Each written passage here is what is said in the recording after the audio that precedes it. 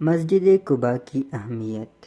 مسجد قباء کی بات کرتے وقت یہ ضروری ہے کہ اس کے تاریخی پس منظر کو سمجھنا بھی ضروری ہے۔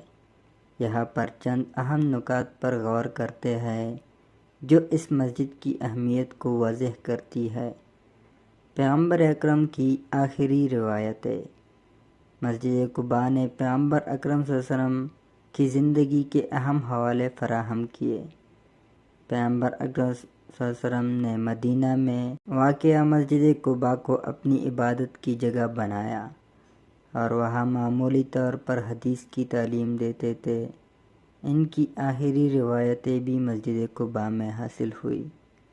اس جگہ پر پیغمبر صلی اللہ علیہ وسلم نے اپنی آخری روایت کہی اور آخری عبادتیں کی۔ اسلامی تعلیمات کی تقسیم کا مرکز۔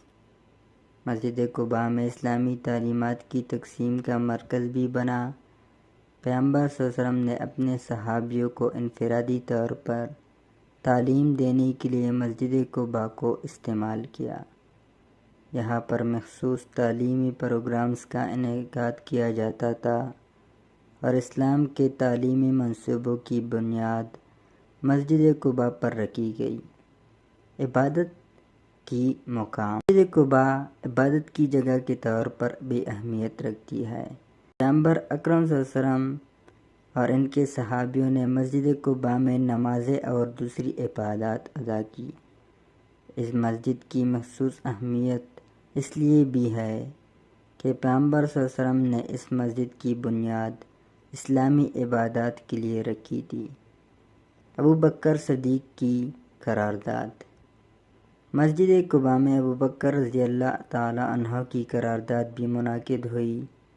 یہ قرارداد ان کے حکومتی اختیار کی تصدیق کی تھی اور ان کی حکومت کی بنیاد مسجد قباء میں رکھی گئی۔ عبادات کی مکمل اجر۔